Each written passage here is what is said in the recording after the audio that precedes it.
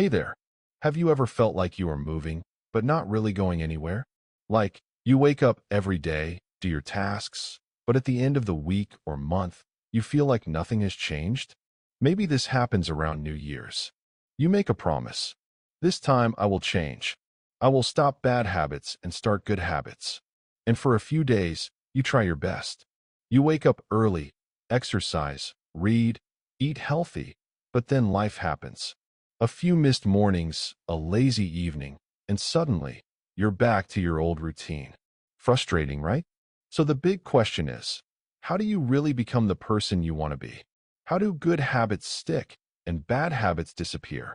That's exactly what James Clear explains in his book Atomic Habits. And today, I'll guide you through it, step by step, in a way that's simple and easy to understand. Let's start with a story. Imagine a plane flying from New York to Los Angeles. Now, the pilot accidentally moves the plane just a tiny bit off course, say, only 3 degrees. It doesn't sound like much, right? But guess what? That plane could end up hundreds of miles away, maybe even in Mexico. That's exactly how habits work in life. Small actions, tiny choices, repeated every day, they might seem insignificant at first, but over time, they completely change the direction of your life. This is the power of atomic habits, tiny habits that compound into big results. And the same is true for bad habits. They can slowly pull you in the wrong direction without you even realizing it. Here's a mind-blowing example. If you improve just 1% every day, in a year, you'll be almost 38 times better than you are now. But if you get 1% worse every day, you'll end up almost at 0. So habits are like magic math for life. Small gains grow into huge results over time. Many people think success comes from setting goals. I want to run a marathon. I want to lose 10 kilograms. I want to write a book. Goals are good. They give direction. But here's the problem. Once you reach the goal, motivation often disappears. And then you slip back into old habits. James Clear says, forget goals. Focus on systems. Now, what's a system? A system is the daily routine or process that leads to results. Want to get fit? Your system is your daily workout routine. Want to read more? Your system is reading a few pages every day. Want to write a book? Your system is writing 200 words every day. Winners don't only think about results. They think about what they do every day. That's the real secret. To change your habits, there are 3 layers to think about. 1. Outcomes, what you want to achieve. Losing weight, running fast, reading more books. 2. Processes, what you do every day. Your workouts, reading, writing practice. 3. Identity, who you believe you are. Are you a runner? A reader? A healthy person? Most people focus only on outcomes. But real, lasting change happens when you focus on identity. Think about it. The goal isn't just to run a marathon. It's to become a runner. The goal isn't just to read a book. It's to become a reader. The goal isn't just to write. It's to become a writer.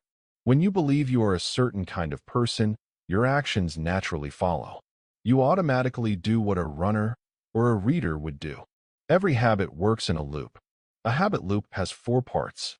1. Cue, the trigger that starts the habit. 2. Craving, the desire or motivation to do it. 3. Response, the action you take. 4.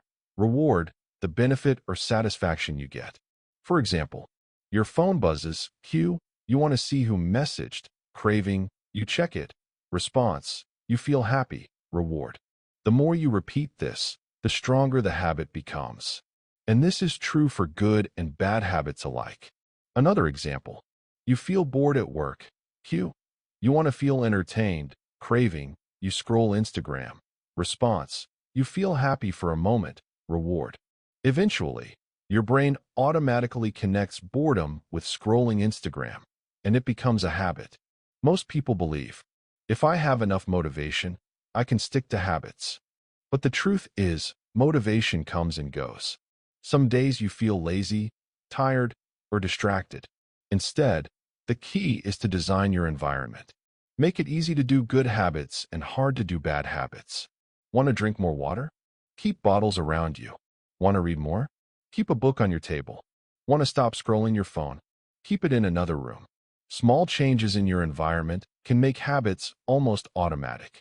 One powerful trick is tracking your habits visually. Use a calendar and mark every day you did the habit. Put marbles in a jar for each completed task. Check a box in a habit tracker app. When you see the progress visually, your brain gets satisfied, and it encourages you to continue. Finally, here's a secret most people miss. Your habits shape your identity, and your identity shapes your habits. You are what you repeatedly do. Every small habit is like a vote for the kind of person you want to be. For example, flossing your teeth every night, you become a healthy person. Reading 10 minutes daily, you become a reader. Exercising daily, you become a fit person. Even tiny habits, repeated consistently, reinforce your identity. All right, now that we understand how habits work and why tiny changes can make a big difference, let's talk about how to actually build good habits and break bad ones. James Clear gives us 4 simple rules, or laws, that make this easier. Think of these laws as your habit toolkit. When you use them, habits become much easier to form and stick. Here they are. 1. Make it obvious. 2. Make it attractive. 3. Make it easy. 4. Make it satisfying. We'll go step by step, with easy examples you can use in your daily life. The first thing you need to know is that most of our habits are automatic. We don't even notice them. For example, you always check your phone after waking up. You brush your teeth every morning without thinking. You grab a snack when bored. If we want to change habits, the first step is to see what we are really doing. James Clear suggests something called a habit scorecard. Here's how it works. 1. Write down everything you do in a day, from the moment you wake up until you go to bed. 2. Label each habit. O positive habit.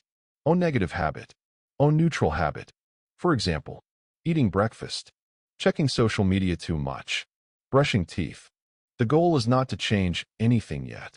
Just notice your habits. As Carl Jung said, until you make the unconscious conscious, it will direct your life. Once you know your habits, the next step is making good habits obvious in your daily life. Instead of saying, I will read more this month, try saying, I will read 15 minutes every morning at 7 a.m. in my living room. See the difference? Now it's clear, specific, and actionable. You know what, when, and where. Another trick is called habit stacking. This means attaching a new habit to an old habit you already do. After brushing my teeth, I will stretch for 5 minutes. After making coffee, I will read for 10 minutes. Stacking habits works because your brain already has the first habit as a trigger. And don't forget about triggers. A trigger is something that reminds you to do your habit automatically. Common triggers: waking up, finishing a meal, brushing your teeth. Pick something automatic to start your new habit, and your brain will follow naturally. Now, let's talk about the second law. Make habits attractive. Here's the truth. We stick to habits we enjoy. If a habit feels boring, it's hard to continue. Think about why we love snacks, video games, or TikTok. It's because our brain releases dopamine, a chemical that makes us feel happy when we anticipate rewards. We can use this to our advantage. One way is temptation bundling. Want to exercise? Only listen to your favorite podcast while working out. Want to read more? Only drink your favorite coffee while reading. Basically, you combine something you need to do with something you love to do.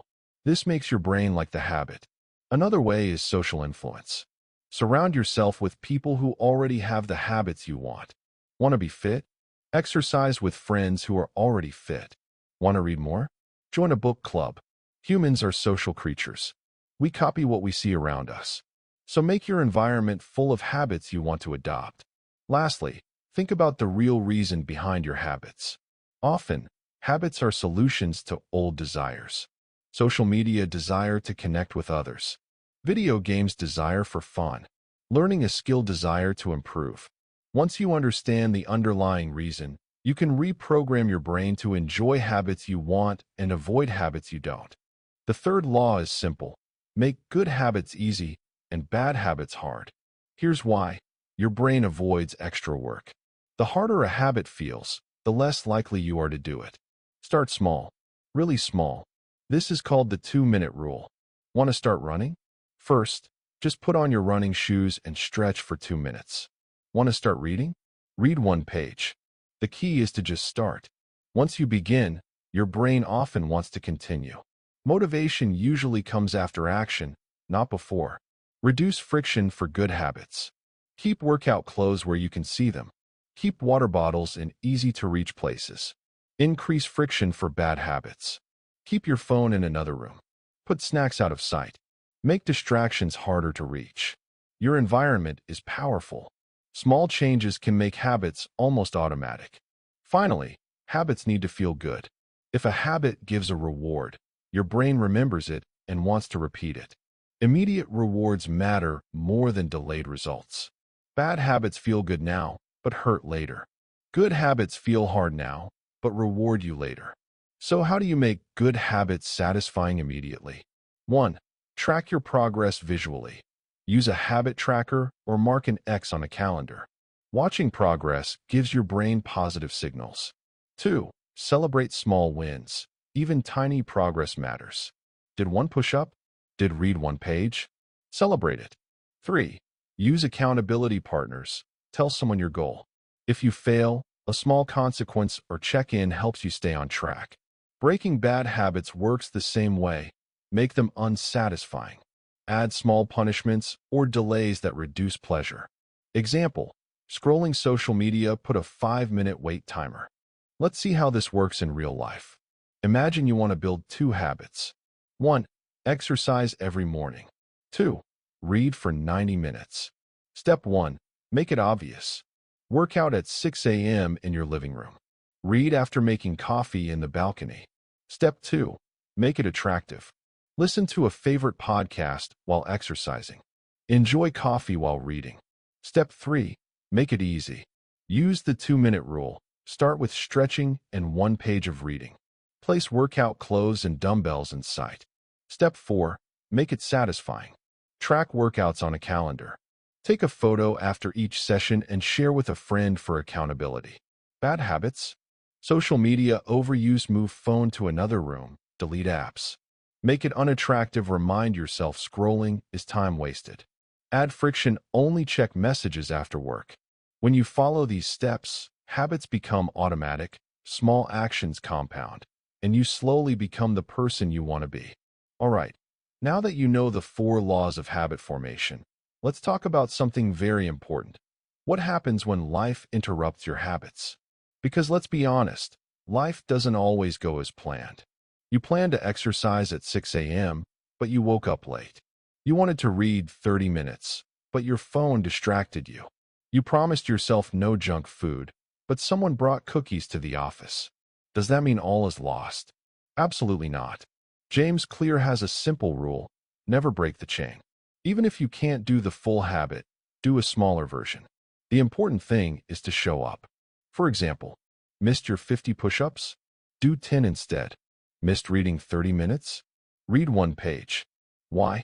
Because every time you do something, even a small part of your habit, you strengthen the system.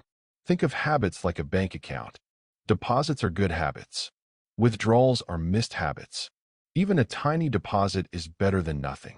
Over time, small deposits compound, just like interest in a bank. Remember this quote from James Clear: missing once is an accident. Missing twice is the start of a new habit. So don't quit. Just keep showing up, even a little. We already talked about making bad habits unattractive, but you can do more. 1. Increase friction. Make it harder to do the habit. Oh, keep your phone in another room. Oh, unplug the TV after each use. Oh, block social media apps during work hours. 2. Add consequences. Give yourself a small punishment if you fail. Oh, missed a workout? Oh, $10 to a friend. Oh, scrolled social media too long? Take extra chores. 3. Use accountability partners. Tell someone your goal and let them check on you. Humans naturally care about respect and approval. When someone else is watching, we try harder. Let's dive deeper into how habits actually work in real life. Remember the habit loop we discussed earlier? It has 3 parts. 1. Cue, the trigger that starts the habit. 2. Response/craving, the action you take. 3. Reward, the satisfaction you feel. For habits to stick, all three parts must work well together. Example. Cue. You make coffee in the morning. Response. You read for 20 minutes. Reward. You feel relaxed and happy. When your brain knows it will get a reward, it starts doing the habit automatically. One of the most powerful lessons in Atomic Habits is identity-based habits. Instead of just focusing on what you want to achieve, focus on who you want to become.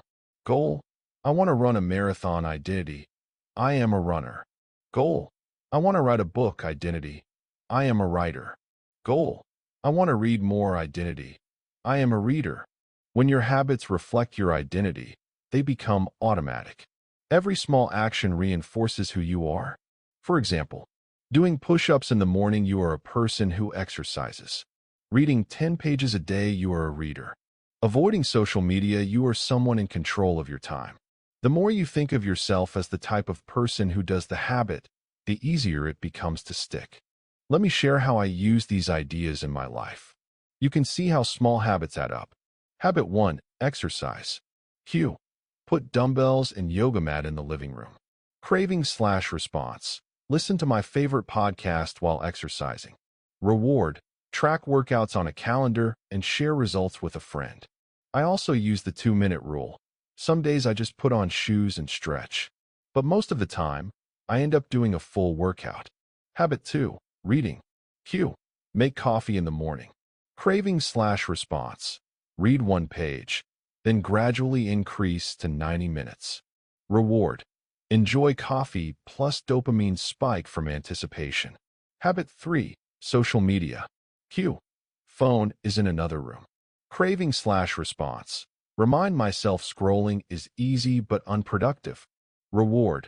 Avoid guilt plus small punishment if I fail, $10 to a friend. This system is simple, visual, and actionable, and it works because it's based on tiny, daily actions. Now let's look at some advanced tips that can make habits even easier to stick to. 1. Visual tracking. Use a calendar, jar, or tracker. Seeing your chain of habits grow is satisfying and motivating. 2. Temptation bundling. Pair a habit you want with something you love. Examples: coffee plus reading, podcast plus workout, music plus cleaning. 3. Environment design. Arrange your space to make habits easy and remove obstacles. Keep healthy food visible, junk food hidden. Keep books on your desk, phone in another room. 4. Start small. Focus on 2-minute versions at first. Tiny actions lead to big results. 5. Patience. Results come slowly. Small daily wins compound over time. Small changes in direction make a huge difference over time. Your habits are like tiny plane adjustments. Small changes, big results over time. 1% better every day, 38 times better in a year. 1% worse every day, almost nothing left in a year. The magic is compounding. Habits aren't about instant transformation. They are about tiny improvements every day. Even with perfect plans, setbacks happen. Don't panic. Missed habit, do a mini version. Feeling lazy, start with 2 minutes. Distractions, remove them from your environment. Consistency is more important than perfection. Showing up every day is what counts. Atomic Habits is more than a book. It's a practical guide to living better every day. Here's the summary of what we learned. 1. Focus on systems, not goals. Systems create consistent progress. 2. Use the 4 laws. Make it obvious, attractive, easy, satisfying. 3. Recover quickly when habits break. Show up even a little. 4. Reinforce identity-based habits. Become the person you want to be. 5. Design your environment for success. 6. Track progress and celebrate small wins. Simple step-by-step plan to start using Atomic Habits today. 1. Pick one habit you want to start. 2. Decide a trigger cue, something automatic that reminds you. 3. Make it small and easy. Use the 2-minute rule. 4. Pair it with something you enjoy, temptation bundling. 5. Track your progress and reward yourself. 6. Make it part of your identity. I am a reader, a runner, a learner. Follow this plan consistently, and in a few months, you'll see real changes.